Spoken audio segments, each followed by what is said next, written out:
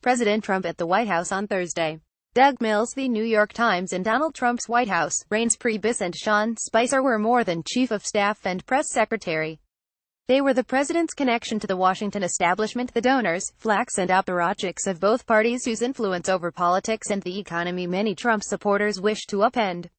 By firing Mr. Priebus and Mr. Spicer and hiring John Kelly and Anthony Scaramucci, President Trump has sent a message after 6 months of trying to behave like a conventional Republican president. He's done.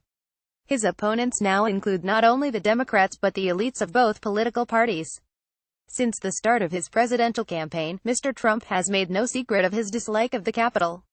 But his contempt for the city and the officials, lobbyists, consultants, strategists, lawyers, journalists, wonks, soldiers, bureaucrats, educators and physicians who populate it becomes more acute with each passing day. He ignores pleas to ratchet back his Twitter feed, rails against the inability of Congress to advance his agenda, bashes the press, accuses the so-called deep state of bureaucratic setbacks, and struggles to hire staff. In Robert Mueller, the special counsel, he faces a paragon of D.C. officialdom, investigating not only his campaign but also perhaps his finances. For Trump, the Senate's failure to repeal Obamacare was more evidence of Washington dysfunction, and a reason to declare independence from Priebus, the Republicans and political norms. The call to drain the swamp is now a declaration of war against all that threatens his presidency. What we have been witnessing is a culture clash, a collision of two vastly different ways of life, personal conduct and doing business.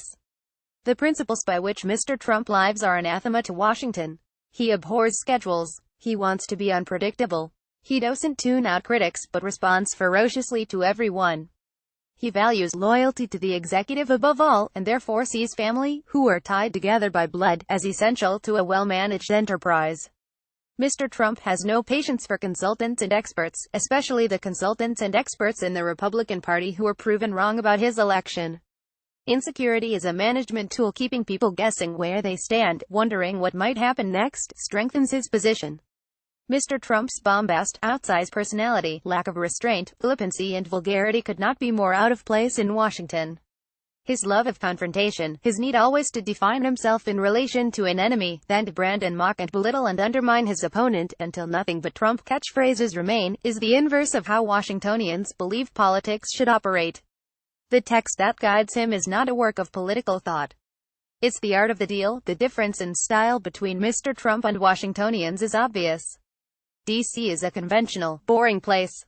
Washingtonians follow procedure. Presidents, senators, congressmen and judges are all expected to play to type, to intone the obligatory phrases and clichés, to nod their heads at the appropriate occasions, and, above all, to not disrupt the established order. We watch Morning Joe during breakfast, attend a round table on the Liberal International Order at lunch, and grab dinner after our summer kickball game. No glitz, no glam, no excitement. Washingtonians avoid conflict. When someone is disruptive on the metro, we shuffle our feet, look another way, turn in the opposite direction.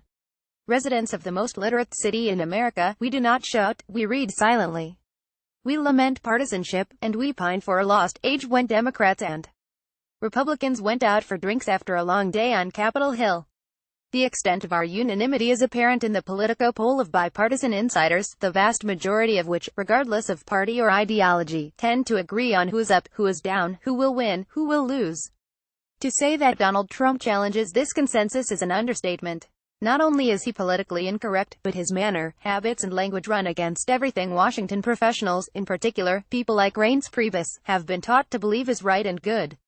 This is what distinguishes him from recent outsider presidents such as Bill Clinton and Ronald Reagan. Both had a long history of involvement in politics, and thought the Washington political class might play some role in reform. Mr. Trump does not. In this respect, Mr. Trump has more in common with Jimmy Carter. Neither president had much governing experience before assuming office. Mr. Trump, of course, had none. Like Mr. Carter, Mr. Trump was carried to the White House on winds of change he did not fully understand. Members of their own parties viewed both men suspiciously, and both relied on their families. Neither president, nor their inner circles, meshed with the tastemakers of Washington. And each was reactive, hampered by events he did not control. If President Trump wants to avoid Mr. Carter's fate, he might start by recognizing that a war on every front is a war he is likely to lose, and that victory in war requires allies. Some even live in the swamp. Matthew Continetti is editor-in-chief of the Washington Free Beacon. A version of this op appears in print on July 31, 2017, on page A17 of the New York edition with the headline "Trump Goes Rogue."